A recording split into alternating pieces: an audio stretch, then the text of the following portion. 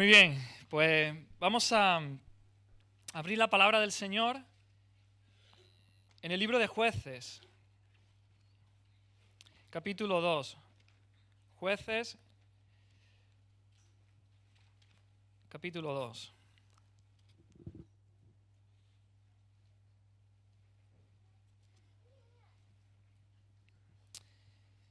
Y hace ya una semana, como un par de meses o por ahí, estuve leyendo este libro, ¿no? Y meditando en todo lo que el libro de Jueces nos relata. Ya sabéis, abarca desde la muerte de Moisés, desde la muerte de Josué, el sucesor de Moisés, que fue el que lo sacó de Egipto, ¿verdad? Dios lo sacó usando a Moisés de Egipto con brazos poderosos, los liberó, los llevó a lo largo de todo el desierto y los metió en la tierra prometida.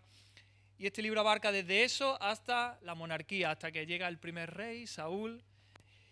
Y es un momento de la historia del pueblo de Israel bastante oscuro. Es un periodo de la historia de Israel difícil, en el que vemos cómo se alejan mucho del Señor y cómo Dios va levantando, cada cierto tiempo, va levantando ese juez que no es... Cuando la Biblia aquí en este libro no habla de juez, no pensemos en un tribunal, no pensemos en juicios, tribunales ni nada de eso. Se podría traducir quizá esa palabra también como son guerreros, libertadores, caudillos que el Señor levanta como líderes en el pueblo para luchar contra los enemigos y para que Dios trajese la victoria al pueblo de Dios. Pero es un periodo bastante oscuro. Y había algo que me llamaba poderosamente la atención. Había algo que resaltaba una y otra vez. Y es que el pueblo le reprocha a Dios que estén siendo vencidos por su enemigo. El pueblo de Israel le dice, pero ¿por qué, Señor? ¿Por qué, Señor? Si nosotros somos tu pueblo, somos tus hijos, ¿cómo es que los enemigos nos vencen?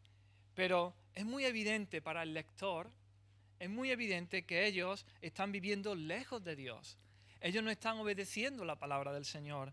Ellos están haciendo cada uno lo que le parece y no obedeciendo al Señor. Y es por eso ese alejamiento del Señor, que ellos sufren las consecuencias, pero parece que están ciegos, parece que no se dan cuenta. Dice el Señor, pero si tú estás con nosotros, ¿por qué los enemigos nos vencen? Así que quisiera que hiciéramos una lectura para que viéramos el ambiente que se respira en el libro de Jueces. Y está ahí en el capítulo 2, vamos a leer desde el versículo 11 hasta el versículo 23. Jueces 2, del 11 al 23. Y dice así la palabra del Señor. Después los hijos de Israel hicieron lo malo ante los ojos de Jehová y sirvieron a los Baales. Dejaron a Jehová, el Dios de sus padres, que los había sacado de la tierra de Egipto, y se fueron tras otros dioses, los dioses de los pueblos que estaban en sus alrededores, a los cuales adoraron, y provocaron a ira a Jehová.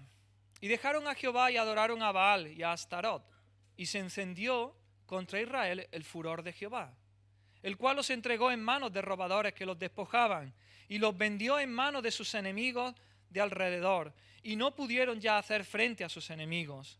Por donde quiera que salían, la mano de Jehová estaba contra ellos para mal, como Jehová había dicho y como Jehová se lo había jurado. Y tuvieron gran aflicción. Y Jehová levantó jueces que los librasen de mano de los que los despojaban.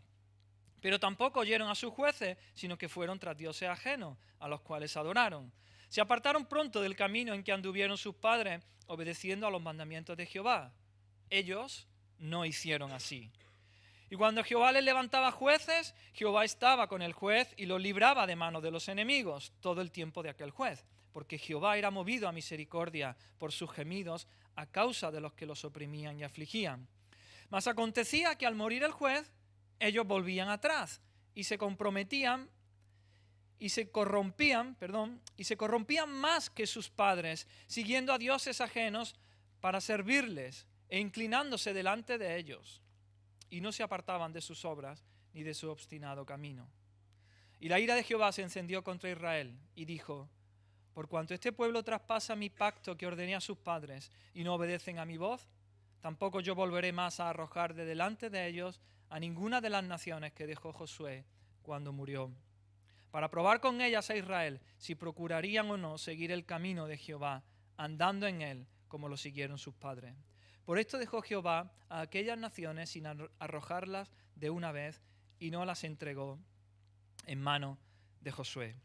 Amén. Hasta ahí la palabra del Señor. Vamos a orar y a poner este tiempo en las manos del Señor. Gracias, Señor, una vez más por tu palabra.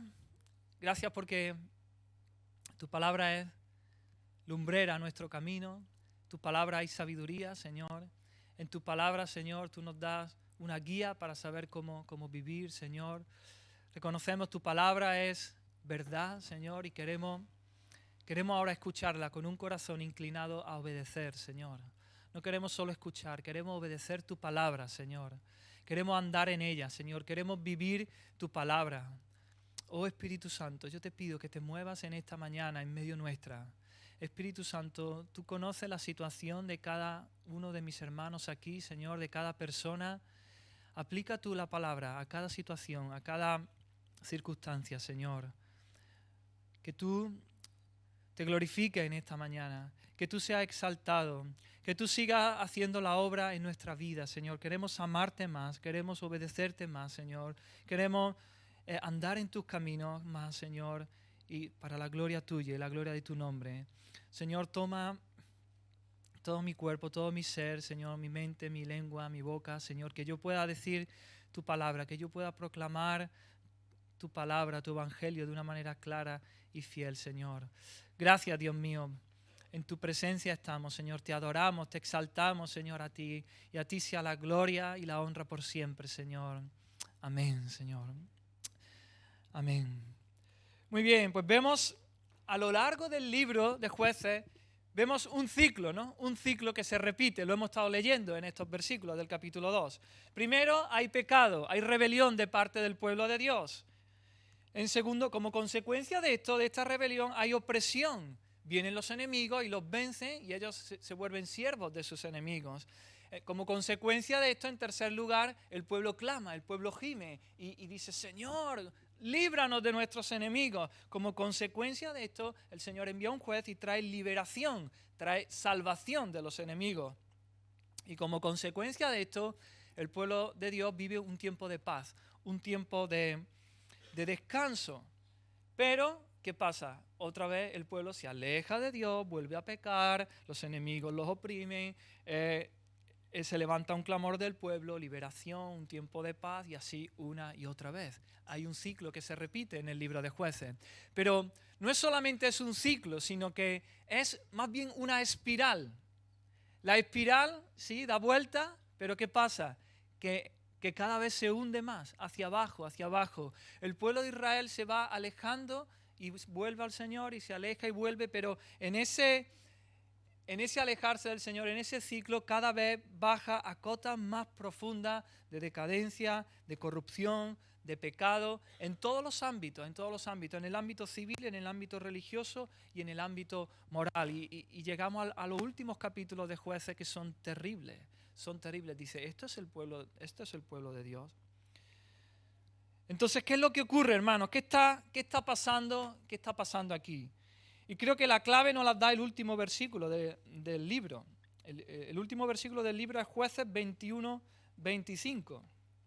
Y creo que es un resumen buenísimo de qué es lo que está pasando. Y dice así, cada uno hacía lo que bien le parecía. Cada uno hacía lo que bien le parecía. Esa era la clave. El pueblo de Dios debía obedecer la palabra del Señor, los mandamientos claros que el Señor había dado. Pero ¿qué pasaba? Que ellos hacían cada uno lo que bien le parecía. No lo que Dios decía, sino lo que a mí me parece bien, lo que yo creo. Vivían según su propia opinión y no según la palabra del Señor. Y cuando leemos esto, no nos cuesta mucho pensar, decimos, claro, así es la sociedad en la que vivimos, ¿verdad? ¿Cómo vive la gente en el mundo? Cada uno hace pues lo que quiere, lo que a mí me apetece, lo que me pide el cuerpo. Así vive la sociedad hoy día. Ese es el ambiente espiritual. Pero, hermano, si queremos entender bien el mensaje de este libro de Jueces, si queremos entender bien las lecciones que este libro tiene para nosotros, hemos de tener una cosa clara, hemos de tener una cosa en cuenta, y es que este libro no está hablando del mundo en general. Este libro está hablando de Israel. Este libro está hablando del pueblo de Dios. No está hablando del mundo. Está hablando del pueblo de Dios, de aquellos a quienes Dios había sacado de Egipto, de la esclavitud. Está hablando del pueblo que Dios lo llevó, ¿no?, sobre sus alas, sobre el desierto por 40 años. Estamos hablando del pueblo de Dios que había visto prodigios, maravillas, milagros. Así que hemos de aplicarnos la palabra de este libro, la enseñanza que sacamos de aquí a nosotros como iglesia, como pueblo del Señor. Y hermanos, ¿qué hay más trágico? Sino que el pueblo de Dios viva según le parezca. No hay nada más trágico que el pueblo de Dios que no viva conforme a la palabra del Señor, conforme a los mandamientos del Señor, sino que viva como bien le parezca. Que vivamos sin reconocer el señorío de Cristo sobre nuestra vida, el señorío de Dios sobre nuestra vida. Y claro, a este estado de indiferencia, a este estado de frialdad al que el pueblo llega, no se llega de la noche a la mañana, ¿verdad? Es un proceso de decadencia, poco a poco, cuesta abajo, en el que el pueblo empieza a descender de manera casi imperceptible. A veces no nos damos cuenta, pero vamos cayendo, haciendo concesiones al pecado y cayendo cada vez más lejos del Señor.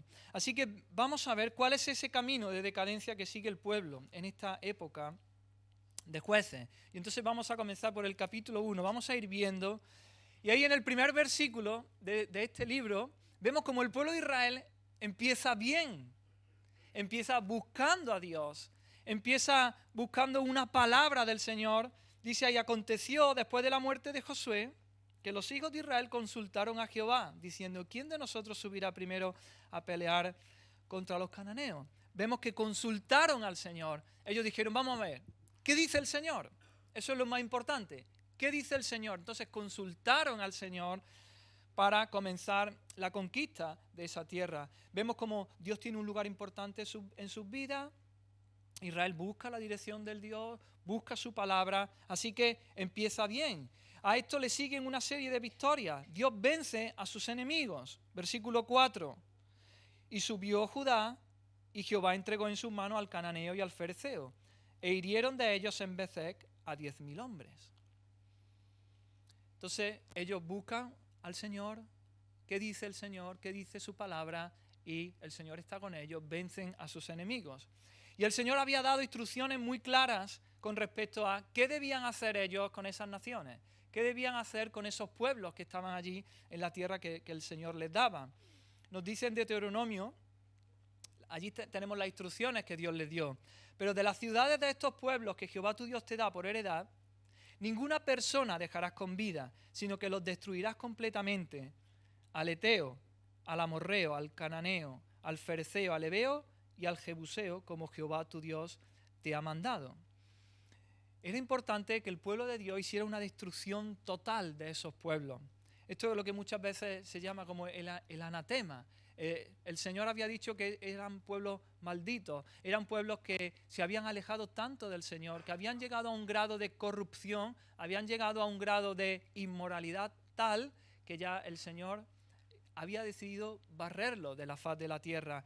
Y Dios está usando a su pueblo para traer el juicio sobre esas naciones, porque habían vivido en pecado, muy lejos del Señor. Así que el Señor usa así a su pueblo y le dice que no deje nada con vida, que los destruya completamente. Y el pueblo de Dios comienza obedeciendo al Señor, y vemos ahí en los versículos 8, 9 y 10 del capítulo 1, como ellos obedecen al Señor, van venciendo a sus enemigos y van destruyendo a esas naciones. Pero hay un cambio, como a mitad del capítulo 1.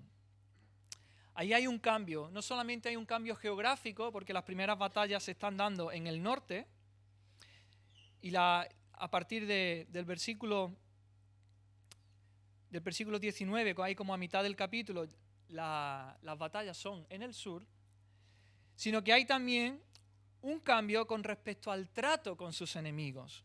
Y ahí leemos, versículo 19. Y Jehová estaba con Judá, quien arrojó a los de las montañas. Dice, mas no pudo arrojar a los que habitaban en los llanos.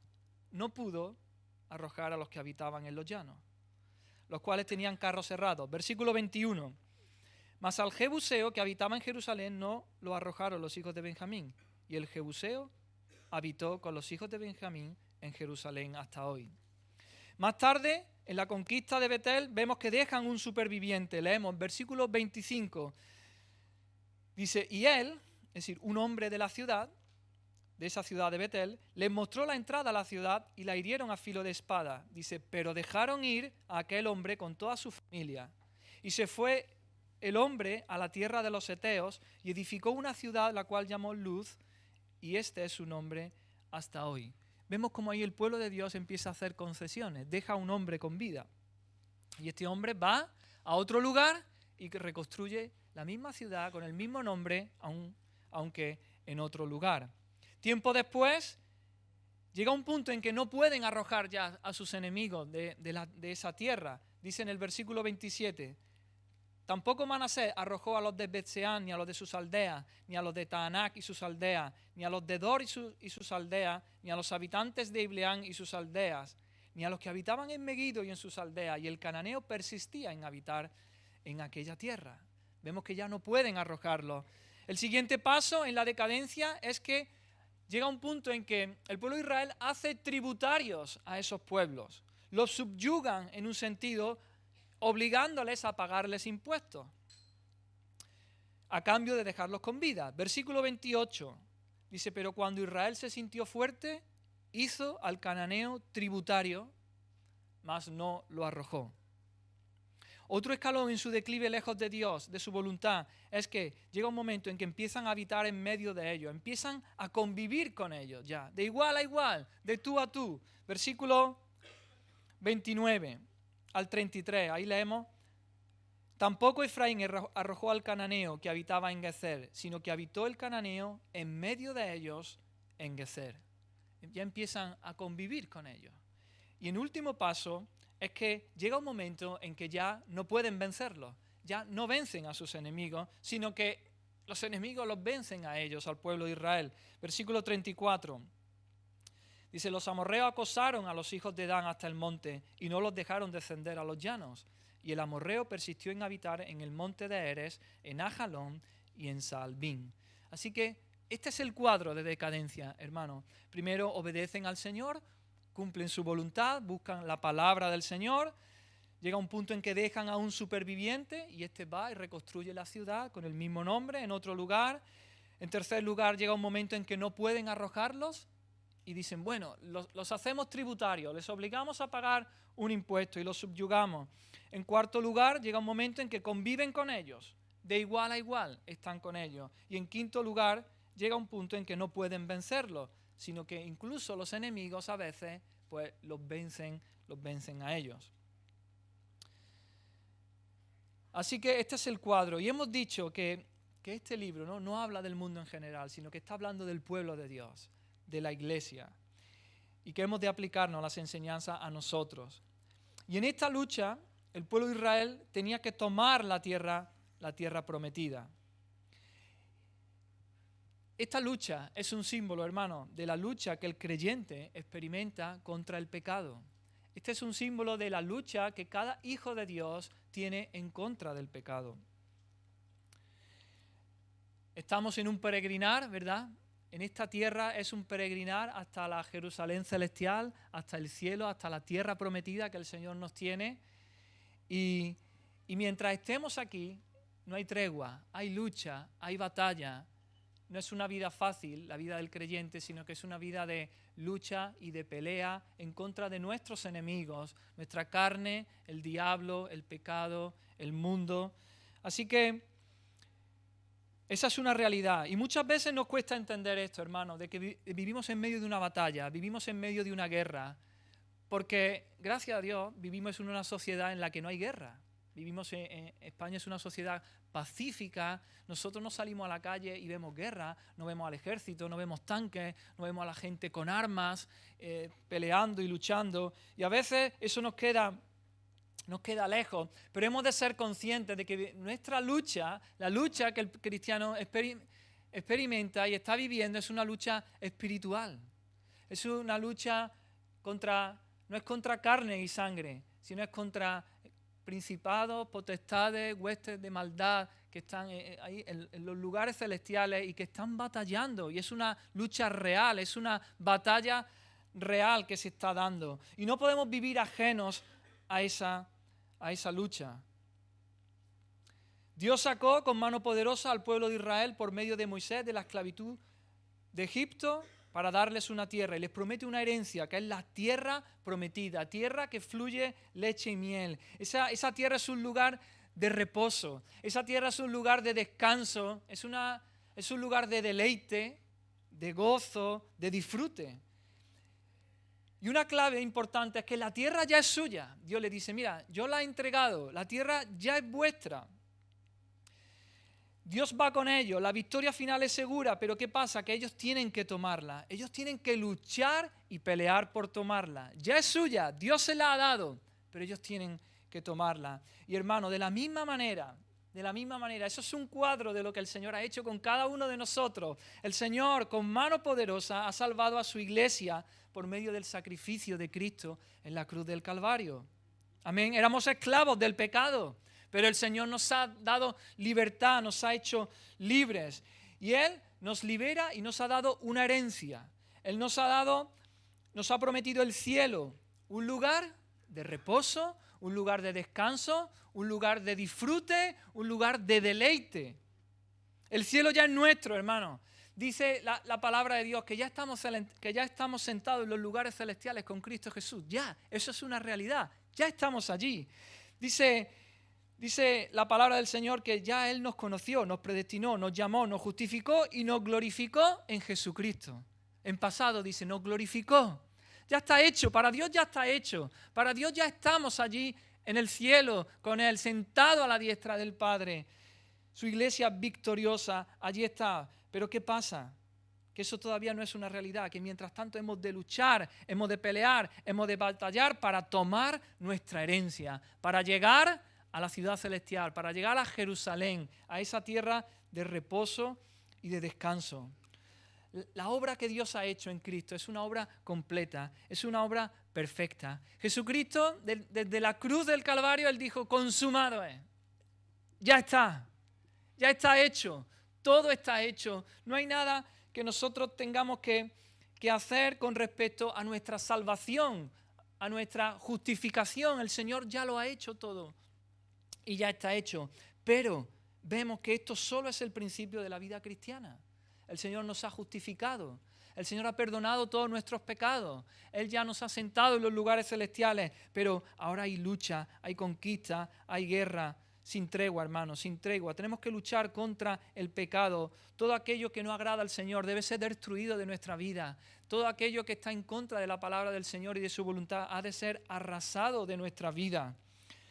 Y una de las grandes tentaciones que tenemos, que tiene el pueblo de Dios, es que hagamos concesiones a nuestros enemigos, que hagamos concesiones al pecado, a la carne, al diablo y al mundo. Y este cuadro de decadencia que hemos visto en el pueblo de Israel, aquí en este libro de Jueces, es también una descripción de lo que le puede suceder al creyente, de lo que le puede suceder al Hijo de Dios cuando hacemos concesiones al pecado en nuestra vida.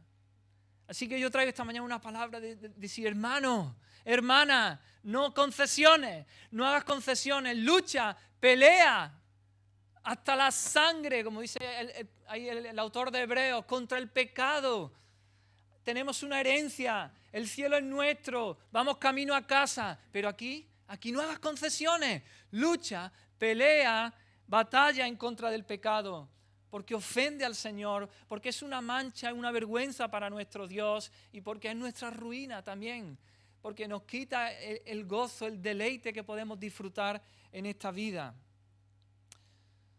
Así que Dios le ha dado al pueblo de Israel una promesa, que era la tierra prometida, y Dios le ha dado una tarea, que es destruir completamente a los cananeos, a todos los pueblos que habitaban allí. Una promesa y una tarea. Y Dios le da a su iglesia igualmente una promesa y una tarea. El Señor nos da una promesa que es que estaremos con Él por la eternidad, que llegaremos un día a casa, a la nueva Jerusalén, al cielo, y estaremos con Él. Pero Dios nos da también a la iglesia una tarea, que es lucha, batalla en contra del pecado.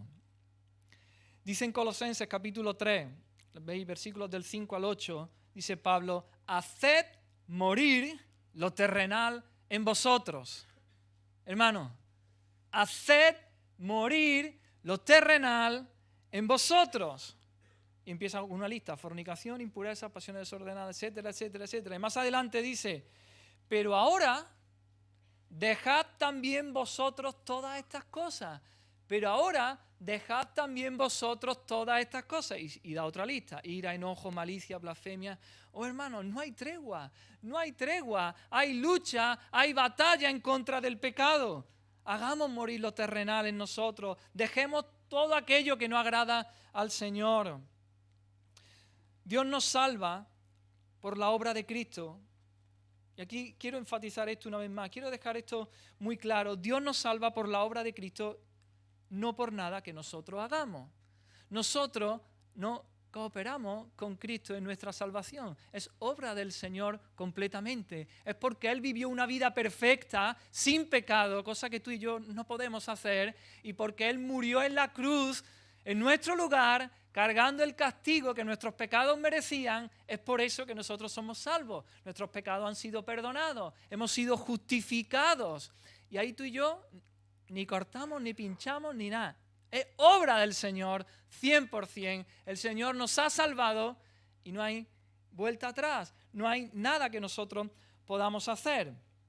El Señor nos limpia de nuestro pecado, nos perdona en Cristo cuando vamos arrepentidos y en fe a Él. Y Él nos libra y Él perdona todos nuestros pecados. Pero la salvación que Dios nos ofrece en Cristo se muestra no solo librándonos de la culpa del pecado, hermano, sino también librándonos de la tiranía del pecado, librándonos del poder del pecado.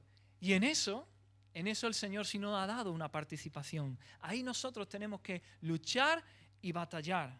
Es decir, Cristo no solo murió para justificarnos, para perdonar todos nuestros pecados, sino que Cristo murió también para santificarnos, para librarnos del poder del pecado en nuestra vida. Y eso es un proceso, ese es el proceso de santificación en el cual tenemos que ir creciendo cada día en nuestra vida. Y ahí el Señor, como digo, sí nos ha dado una parte. Ahí nosotros cooperamos con Dios. Claro, por supuesto, no al mismo nivel. ¿Cómo nos vamos a comparar con Dios? Pero el Señor nos ha dado una parte. El Señor nos dice, haced morir, luchar, mortificar el pecado. Y nosotros tenemos ahí una parte. Jesús no solo murió para librarnos de la culpa del pecado, eso es la justificación, sino que también murió para librarnos del poder del pecado en nuestra vida. Y eso es la santificación. Y Él nos da ese mandamiento, haced morir. Dejad todo aquello que corresponde a esa vida de pecado. En el primer capítulo de Colosenses, Pablo también nos describe esto como un trabajo en el cual él lucha. Y dice ahí versículos 28 y 29 del capítulo 1 de Colosenses, a fin de presentar perfecto en Cristo Jesús a todo hombre. Dice, para lo cual también trabajo, luchando según la potencia de Él, la cual actúa poderosamente en mí. Fijaros lo que dice aquí Pablo. Pablo nos dice que Él trabaja, que Él lucha. ¿Para qué? Dice, para presentar perfecto en Cristo Jesús a todo hombre. Él se esfuerza, Él tiene algo que hacer, aunque, dice, finalmente la obra es de Dios. ¿Por qué? Porque Dios es el que lo fortalece, Dios es el que le da la fuerza para esa lucha. Pero Él es el que lucha, Dios no lucha por nosotros. El Señor nos fortalece, nos suministra de su Espíritu, nos fortalece, pero nosotros hemos de luchar. Otro texto está en Romanos 8:13, muy conocido. Dice, si vivís conforme a la carne moriréis, mas si por el Espíritu hacéis morir las obras de la carne, viviréis. Si por el Espíritu hacéis morir las obras de la carne, viviréis. Fijaros bien que no dice que el Espíritu es el que hace morir las obras de la carne. No, no dice que el Espíritu hace morir las obras de la carne. Dice, si vosotros hacéis morir las obras de la carne. No es algo que el Espíritu hace, no es algo que Dios hace, hemos de hacerlo nosotros, hemos de hacer morir las obras de la carne. Ahora bien, ¿cómo lo hacemos? ¿En nuestra fuerza? ¿Como nosotros entendemos? No, dice por el Espíritu, por el Espíritu. Dice, si por el Espíritu, es decir, fortalecidos por el Espíritu, empoderados por el Espíritu, la fuerza viene de Él, el vigor viene de Él, del Espíritu Santo, pero nosotros somos los que hemos de hacer morir las obras de la carne. No es algo que vaya a hacer Dios por nosotros. Otro texto muy conocido en Filipenses, vemos esta combinación de la obra de Dios y de nuestro esfuerzo en Filipenses 2, 12, 13. Dice así, por tanto, amados míos, como siempre habéis obedecido, no como en mi presencia solamente, sino mucho más ahora en mi ausencia, ocupaos en vuestra salvación con temor y temblor. Ocupaos en vuestra salvación con temor y temblor, porque Dios es el que en vosotros produce así el querer como el hacer por su buena voluntad. Es decir, hermano, el Señor ya nos ha salvado. El Señor ya nos ha salvado, sí, pero hemos de ocuparnos en nuestra salvación. Hemos de ser diligentes, hemos de ser cuidadosos en seguir obedeciendo a nuestro Señor, en atender a la palabra del Señor, en vivir en dependencia de Él completamente. Buscarle cada día y hacerlo, dice, con temor y temblor. Esa es la actitud. Hacerlo no con miedo, sino con reverencia. Hacerlo sabiendo que no es algo, que no es poca cosa, que no es algo menor, que no es algo vano, sino que es algo muy importante, que es algo grave, que es algo importante, como digo, vital, es algo vital. Ahora, ¿cómo hacemos todo esto? ¿Confiando en nosotros mismos? No, confiando en el suministro del Espíritu Santo, confiando en que Él es el que hace que nosotros queramos, y no solo que queramos, sino que lo hagamos, que lo llevemos a cabo. Él hace el querer como el hacer. Él hace que lo queramos, que lo anhelemos, y Él hace que lo llevemos a cabo. Así que la tierra prometida para el pueblo de Dios ya estaba ganada. Dios era el que se la entregaba. Era Dios el que arrojaba a los enemigos. Y volvamos a Jueces, capítulo 2. Ahí aparece el ángel de Jehová. Dios se aparece por medio del ángel de Jehová y les dice, ahí en el capítulo 2, en el versículo 1, el ángel de Jehová subió de Gilgal a Boquín y dijo, yo os saqué de Egipto y os introduje en la tierra, y ahí sigue diciendo, de la cual había jurado. Vemos como Dios es el que lo hace, Dios es el que los sacó de Egipto y Dios es el que los introduce en la tierra. No es ellos por su... Ya ves tú, el pueblo de Israel no era un pueblo guerrero. El pueblo de Israel, dice Dios una y otra vez, era el pueblo más insignificante de la faz de la tierra. Además, llevaban 400 y pico años siendo esclavos. Solo sabían obedecer órdenes, solo sabían ser esclavizados y trabajar para otros. No era un pueblo guerrero, no entendía el arte de la guerra, las armas, tú le dabas la arma y no sabían usarla, no sabían nada, pero ellos tenían que luchar y iban a tomar la tierra porque Dios estaba con ellos. Dios era el que los arrojaba a los enemigos. Y Dios les hace un reproche ahí al inicio del capítulo 2. Dios les reprocha algo que no han hecho. Y no les reprocha que no hayan arrojado a sus enemigos, porque vuelvo a decir, porque eso lo hacía Dios. ¿Qué es lo que le reprocha? Entonces, Dios le reprocha su desobediencia. Dios le reprocha que ellos no han atendido a su voz. Y lo vemos ahí en el versículo 2. Dice, con tal de vosotros no hagáis pacto con los moradores de esta tierra, cuyos altares habéis de derribar. Y ahí dice, mas vosotros no habéis atendido a mi voz.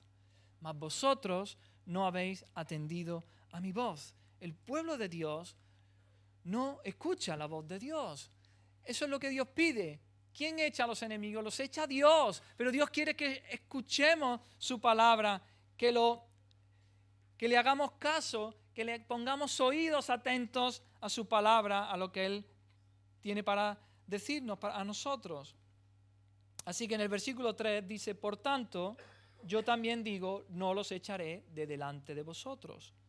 No los echaré de delante de vosotros. Una vez más, ¿quién echa a los enemigos? Dios es el que lo echa. ¿Era Israel el que lo echaba? No, Dios era el que echaba a los pueblos de Israel. ¿Quién mete al pueblo de Israel en aquella tierra? ¿Quién lo saca de Egipto? Dios. Solo Dios es el que lo hace. Pero hay otro lado, y esa es la lucha del pueblo de Dios. Es la obediencia del pueblo de Dios, tiene que haber a su palabra. Así que, hermanos, si queremos tener la victoria sobre nuestros enemigos, sobre la carne, sobre el mundo, sobre el diablo, no podemos hacer concesiones. No podemos negociar con el pecado, con el mundo, con la carne. No podemos. Hemos de luchar con todo. No hay tregua en esta lucha. Y en este cuadro de decadencia que ya vimos, todo comienza con descuidar la palabra de Dios. Vemos que el pueblo de Dios comenzó bien. Versículo 1 del capítulo 1. Ellos buscaron la palabra del Señor. ¿Qué quieres tú, Señor? ¿Quién va primero?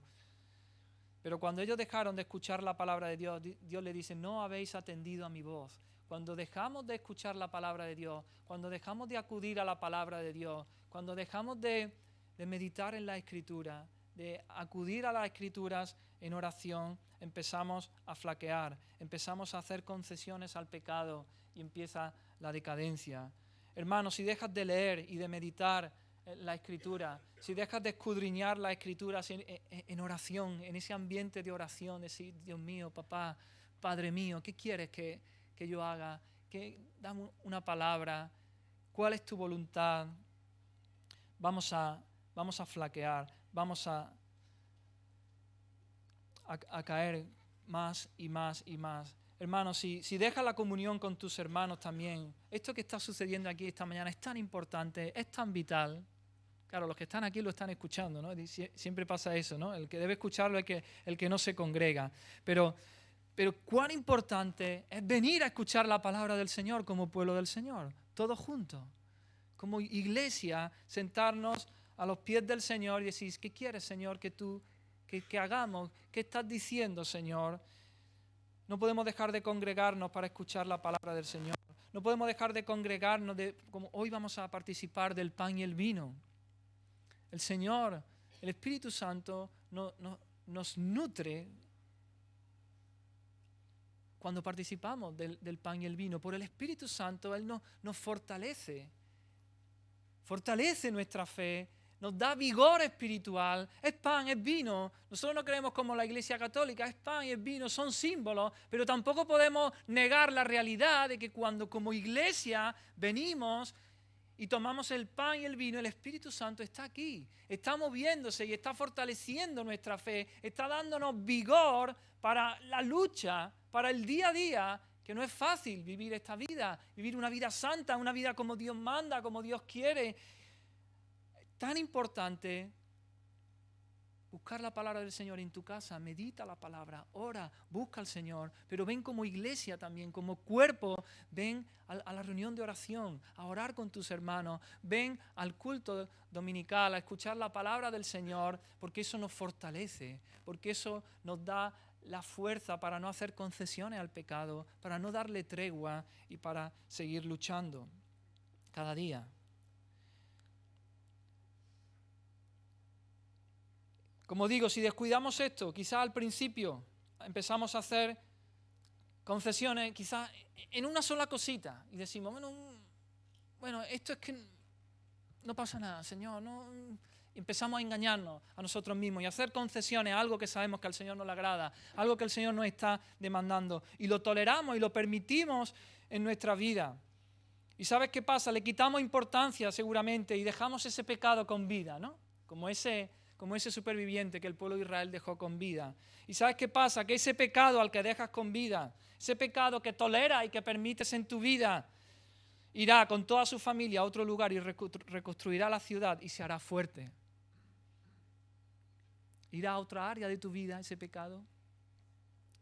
Y ya no es uno, ya son dos. En esta decadencia después tratarás de engañarte diciéndote que tú controlas. No, si yo puedo, si yo controlo, Señor. No, esto que lo tengo aquí, pero Vamos, tú le dices que lo voy a hacer tributario, este pecado lo hago yo tributario, ella es mi siervo, le voy a cobrar impuestos, Pero ¿sabes por qué haces eso? Porque ya no puedes echarlo de tu vida, porque ya estás seco, porque ya estás sin fuerza, ya te falta el vigor espiritual para matarlo, para echarlo de tu vida. Más tarde convivirás con ese pecado como si nada, lo tratarás de igual a igual, te harás insensible. Llega un momento en que no tienes ni remordimiento. Tu corazón se vuelve duro, se encallece y ya ni cuando pecas te sientes mal. Y por último, te darás cuenta que ya no puedes vencerlo. Es más, el pecado comienza a vencerte, como sucedió con el pueblo de Israel. Así que, hermano, no hagas concesiones al pecado. Sé radical, sé radical. Elimina, lucha contra el pecado. Haz morir todo lo terrenal, haz morir todo pecado. Fortalécete con el Espíritu Santo y mata todo aquello que no agrada al Señor en tu vida. No hagas concesiones porque comenzarás en una decadencia, en una cuesta abajo grande. La vida cristiana la podemos definir con dos palabras: fe y obediencia. La fe es la confianza en Dios, ¿verdad? Fe es confiar plenamente en lo que Dios ha hecho. Él ya ha perdonado todos nuestros pecados, Él ya nos ha justificado. Pero esa fe ha de ir acompañada de obediencia. Obediencia a la palabra de Dios, a su voluntad, obediencia a sus promesas, y así poder madurar en ese proceso de santificación. Necesitamos fe en el Señor. Cuando venimos al Señor, creemos en Él, en su sacrificio en la cruz, que Él ocupó nuestro lugar, que Él vivió una vida perfecta, puso su justicia a nuestra cuenta, y eso lo hacemos por la fe. Pero ahora tenemos que obedecer la palabra del Señor. Hemos de andar y vivir esa palabra en el día a día. Y en esto Dios demanda un compromiso total. No hay tregua, como digo, tiene que ser un compromiso total. En el versículo 2 del capítulo 2 de Jueces nos dice que no hagáis pacto con los moradores de esta tierra. Esto es lo que nos dice el Señor: no hagas pacto con el pecado, no hagas concesiones con el mundo, con el diablo, con tu carne, no. Dios pide una devoción completa. Él no quiere que le sigamos a Él, pero también a otro Dios. No, Dios demanda exclusividad total y completa. El pueblo de Israel adoraba a Dios y adoraba a los Baales, y adoraba a Dios y adoraba a Astarot, y eso el Señor no lo quiere, lo aborrece. Si hacemos eso, no estaremos adorando a Dios. Cuando tú compartes tu devoción con otra cosa, el Señor eso no lo acepta. Cuando tú te crees que estás adorando al Señor, Él no lo está recibiendo como una adoración. Porque Él sabe que tú ahora sí, Señor, Señor, te quiero, te amo, pero luego estás adorando aquí a otro Dios. Y el Señor eso no lo escucha, el Señor eso no lo ve, el Señor eso no lo recibe como una adoración. Porque ninguno puede servir a dos señores, porque o aborrecerá al uno y amará al otro, o estimará al uno y menospreciará al otro. No podemos servir a dos señores, no podemos servir a dos ídolos. No podemos compartir el culto a Dios con el culto a otra cosa. Dios demanda exclusividad absoluta. Así que vemos como el pueblo de Israel aquí no está escuchando la voz de Dios. ¿Y qué es lo que Dios hace con ellos? Nos dice aquí, hemos leído, les deja a los enemigos en medio de ellos. Dios les deja a los enemigos en medio de ellos. Dios le dijo: mira, yo voy a ir delante de vosotros, yo voy a ir echando a todos los enemigos, pero ellos tenían que luchar, ellos tenían que guerrear. Pero Dios dice: yo les voy a ir quitando, voy a ir echando a los enemigos, pero como ellos no obedecen al Señor, como ellos no le buscan, Dios dice: pues ahí se van a quedar en medio de ellos. Ellos hacen pacto con sus enemigos y Dios se los deja. Versículo 3 del capítulo 2. Por tanto yo también digo: no los echaré de delante de vosotros. ¿Veis? Dios habla, Él es el que los echa. Dice: no los voy a echar de delante de vosotros, sino que serán azotes para vuestros costados y sus dioses os serán por tropezadero. El castigo que Dios hace con su pueblo es que no echará a los enemigos, que serán que serán azote para ellos. Y esta es una muestra del juicio de Dios. Cuando Dios nos echa a los enemigos, esto es una muestra del juicio de Dios. Es decir, Dios no cae sobre ellos como un rayo, ¿no?, y los fulmina, sino que lo que Dios hace, vosotros no queréis echar a los enemigos, vosotros queréis convivir con ellos, vosotros queréis hacer pacto con ellos, pues yo no los voy a echar, ahí os lo dejo, ahí lo dejo con vosotros.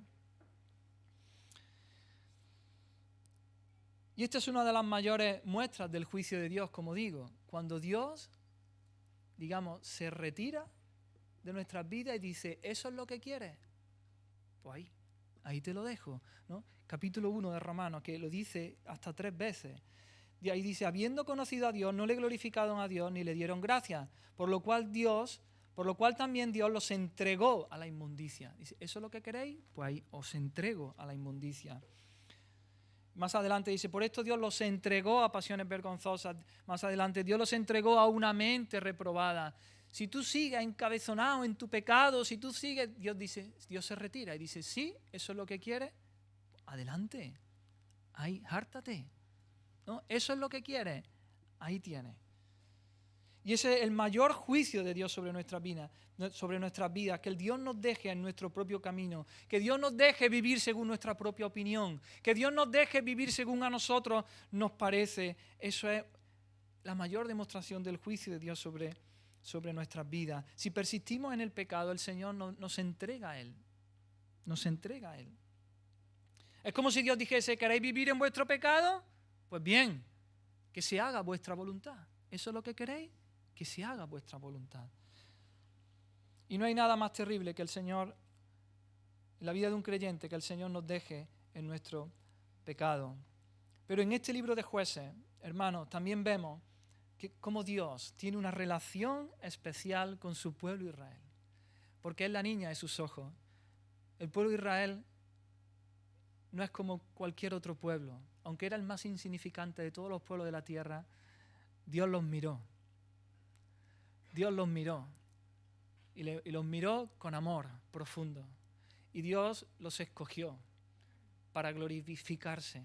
Dios los escogió para exhibirse en medio de las naciones. Y el pueblo más feo, el pueblo más chico, el pueblo más escuchimizado del mundo, ahí se cogió Dios para exaltarse y para glorificarse. Así que Dios los salvó, los sacó con mano fuerte de Egipto, pero ellos no son como el resto de los pueblos y por lo tanto los disciplina. Por lo tanto Dios los disciplina. ¿Para qué? Para que se vuelvan hacia Él. Dios los disciplina para que se vuelvan a Él. Dios los castiga para que se vuelvan hacia Él. Vemos ese Dios amante. Vemos un Dios amante lleno de amor por su pueblo. Que no quiere que su pueblo se pierda, sino que le sale al encuentro. Dios le sale a su pueblo al encuentro y viene con la vara. Viene con la vara para disciplinarlo, pero porque viene con la vara lleno de amor. No lleno de odio, no lleno de venganza. No, viene lleno de amor. Como ese padre al que disciplina a su hijo y le da un azote porque lo ama. Porque no puede salir el niño corriendo en medio de la avenida porque se lo lleva el coche por delante. Y entonces si hace eso le va a dar un azote en el culo porque lo ama. Está lleno de amor. Y Dios viene al pueblo de Dios, al pueblo de Israel y los disciplina. Hermano, y si tú estás aquí y eres un hijo de Dios, Dios tiene una relación especial contigo. Eres la niña de sus ojos, eres su iglesia, eres su pueblo. Tiene una relación especial, te ha salvado. Así que si te alejas de Él, si no obedeces su voz, si haces concesiones al pecado en tu vida, el Señor va a venir lleno de amor, pero va a venir con la vara. Va a venir a disciplinarte. No te va a dejar que te vayas y te alejes. Y de 1001 maneras el Señor te va a salir al encuentro y te va a poner tropiezo y va a ser de tropezadero y para que te vuelvas hacia Él, para que no te alejes de Él, para que obedezcas su palabra. Y eso es gracia de parte de Dios. No lo merecemos. Yo podía decir, cabezón, ¿qué quieres? ¿Irte? Pues ahí te dejo. Pero somos su iglesia. Cristo murió por nosotros. Y entonces no nos va a dejar, no nos va a dejar. Eso es gracia, eso es favor inmerecido. No lo merecemos, no lo merecemos. Encima que nos ha salvado, nosotros ahora le damos la espalda y hacemos concesiones al pecado, pero Dios viene una y otra vez a disciplinarnos para que nos volvamos hacia Él. Oh hermano, quizá tú aquí, yo no... Mira, aquí tengo una ventaja, que cuando estoy en mi iglesia, ¿no?, predicando, conozco la situación. Aquí no conozco la situación, que cada uno... Habrá muchas situaciones diferentes en tu vida. Quizá, hermano, tú le estás reprochando a Dios lo que está pasando en tu vida, todo lo que te sale mal en tu vida. Quizás tu negocio no prospera y va de mal en peor y estás reprochándole a Dios. Quizás tu matrimonio languidece y estás lo mismo diciéndole, Señor, pero ¿qué pasa? ¿Qué pasa? Tú no me escuchas, tú no me... Quizás tus hijos están en rebeldía.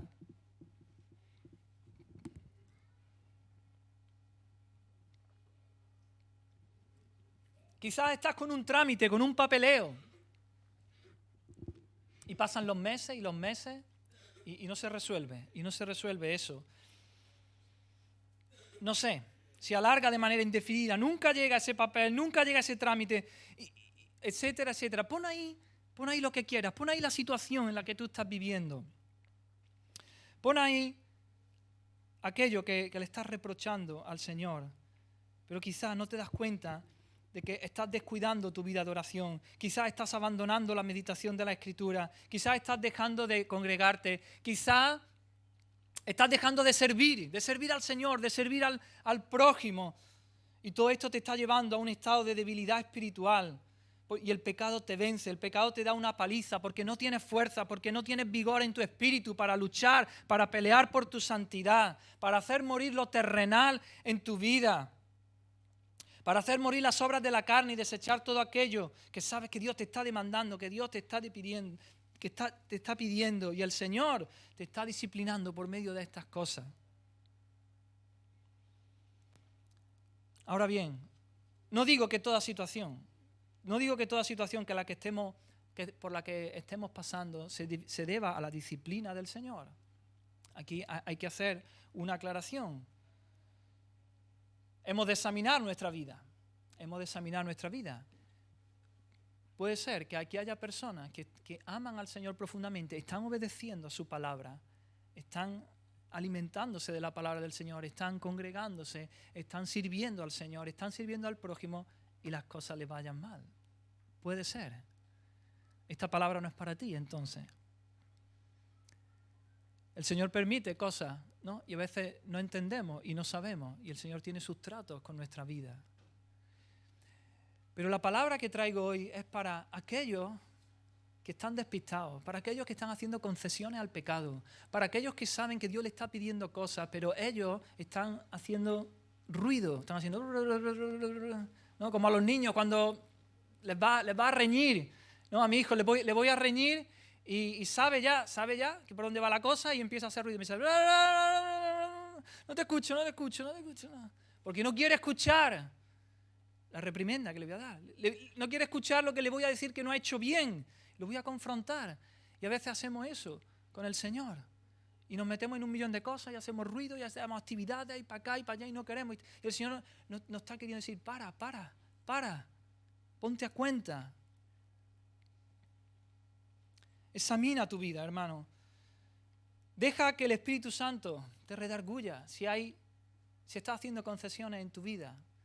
Deja que el Espíritu Santo te abra en canal y vea lo que hay en tu corazón de verdad y te señale. Y a veces duele que el Señor ponga el dedo en la llaga y diga, eso es lo que quiero, eso es lo que tienes que quitar de tu vida. Ponte en la presencia del Señor y deja que el Espíritu Santo te escudriñe, te señale si estás haciendo concesiones en tu vida en el pecado. El Señor te está dando aviso, te está diciendo que te vuelvas hacia Él. El Señor te está disciplinando con una disciplina amorosa.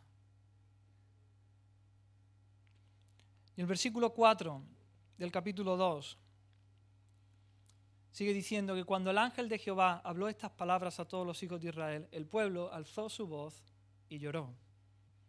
El pueblo alzó su voz y lloró. Y el versículo 5 En la segunda parte dice, y ofrecieron allí sacrificios a Jehová. Los hijos de Israel reconocieron su pecado. Los hijos de Israel se lamentaron delante de Dios. Y eso es lo que Dios espera de cada uno de nosotros, hermano. Si tú estás en esta situación, Dios espera que levantes tu voz y llores. Y llora tu pecado. Reconócelo. Llora tu pecado. Dile, Señor, perdóname. He vivido lejos de ti. He estado haciendo concesiones en esta área de mi vida. Oh, qué locura, Señor.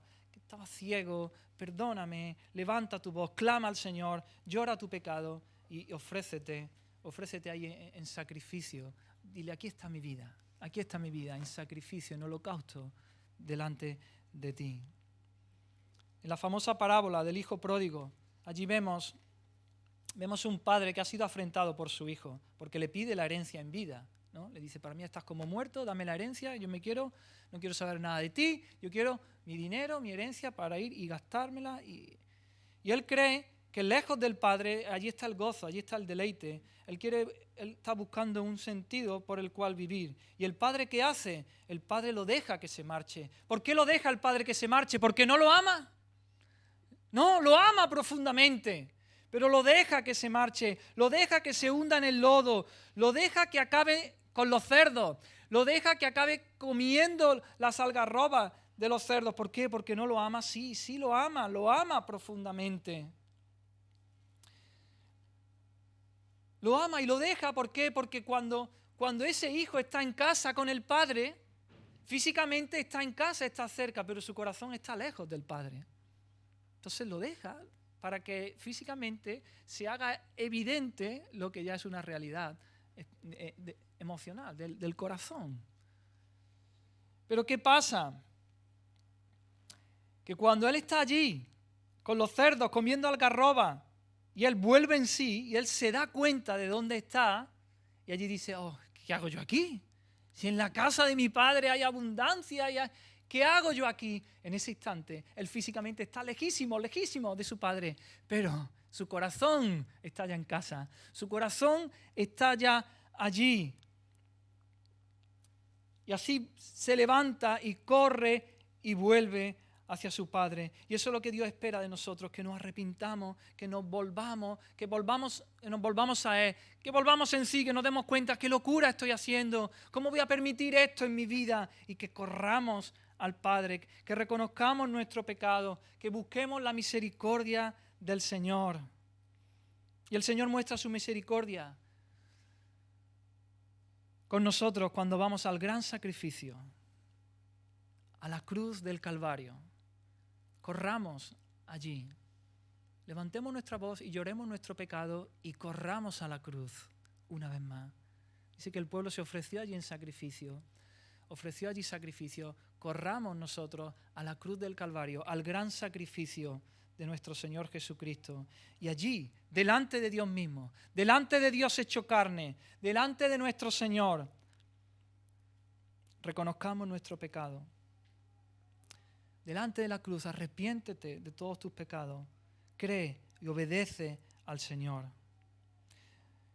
El Señor tiene para nosotros mucho más que perdón de pecado. Eso es solo el inicio. Hermano, Dios mismo se nos da por el Espíritu para que podamos luchar, para que podamos guerrear, para que podamos combatir en contra del pecado, en contra de la carne, del diablo, de Satanás. El Señor Jesucristo en la cruz del Calvario no solamente murió para perdonar nuestros pecados, el Señor Jesucristo en la cruz del Calvario murió también para darnos de su Espíritu Santo, para que Dios mismo por el Espíritu Santo venga y more en nosotros y nos da fuerza y nos da vigor para luchar y pelear en esta batalla en contra del pecado. Hay mucho más que perdón de pecado. Hay fuerza espiritual, hay poder para luchar. No tenemos por qué vivir arrastrándonos en medio de este mundo. No tenemos por qué vivir mordiendo el polvo a causa del pecado. Fortalécete en el Señor, acude a la cruz. Dice, Señor, lléname de tu Santo Espíritu. Pidamos al Señor, busquemos. Si pedimos, el Señor nos dará. Si buscamos, hallaremos. Si llamamos, se nos abrirá. Oh, hermano, esta es la promesa de Jesús. El que pide, recibe. El que busca, halla. Al que llama, se le abrirá. ¿cuánto más vuestro Padre Celestial no dará el Espíritu Santo a los que se lo pidan? El Espíritu Santo es el regalo, Dios mismo dándosenos. Dios mismo en el Espíritu Santo, por el Espíritu Santo, dándosenos, metiéndosenos dentro y fortaleciéndonos para esa lucha.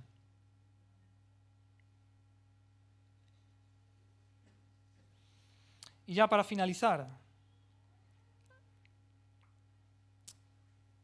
ahí en capítulo 1 de Jueces, en los versículos del 11 al 15, hay una escena muy curiosa. Yo te estoy diciendo aquí, hermano, pide al Señor, pide más de su Espíritu. Pide más de su Espíritu Santo, pide una llenura nueva del Espíritu Santo que te traiga fuerza para luchar contra el pecado. Y aquí vemos como Otoniel y su mujer Axa, hija de Caleb, ella pidió y recibió.